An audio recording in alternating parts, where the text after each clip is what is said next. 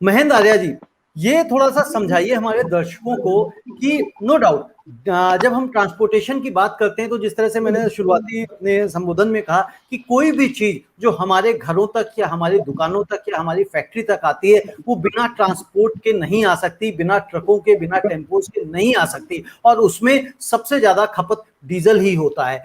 ऐसी स्थिति में क्या जो 15 से 20% भाड़ा बढ़ाने की बात कही जा रही है वो कितनी जायज है? देखिए, आपकी जो शुरुआती जो आपने एक एड्रेस किया, आपने करीब करीब सब कुछ उसमें कवर कर दिया। आप किसी भी वस्तु को देखें जिसका कोई फिजिकल कोई आकार है, उस हर चीज में ट्रांसपोर्टेशन उसका इंटीग्रल पार्ट है। सिर्फ बौद्धिक विषय को छोड़ दें या इंटेलिजेंस, आईटी इंटेलिजेंस को छोड़ दें जिसके लिए ट्रांसपोर्टेशन नहीं लगता, उसके अलावा कोई भी चीज ऐसी नहीं जिसमें ट्रांसपोर्टेशन नहीं लगता। आप कृषि की बात करें, एग्रीकल्चर की बात करें, वो एग्रीकल्चर क्या है? एग्रीकल्चर अपने आप कुछ नहीं होता, सीड्स उसमें लगते हैं, बीज लगते हैं जो कहीं से खरीद करके खेत तक लाए जाते हैं। उसमें फर्टिलाइजर लगता है जो कहीं पैदा होता है वहां से उसे खेतों तक पहुंचाया जाता है।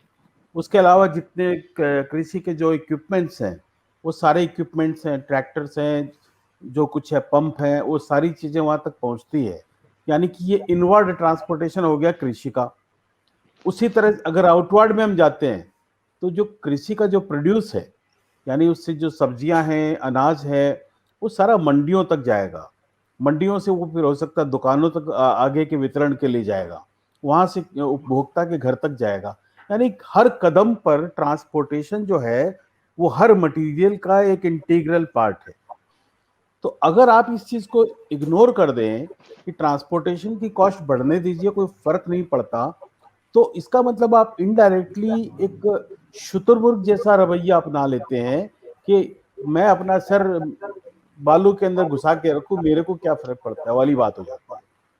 तो जब हम एक तरफ चिंता करते हैं कि आम आदमी मर रहा है, पिस रहा है, महंगाई के बोझ के तले दब रहा है, और दूसरी तरफ जो उसकी कारणों का एक महत्वपूर्ण कारण यानी उसकी कॉस्ट ऑफ ट्रांसपोर्टेशन है, उसको अगर हम इग्नोर करते हैं, मुझे लगता है कि ये महंगाई को कोई रोक नहीं सकता बढ़ने से।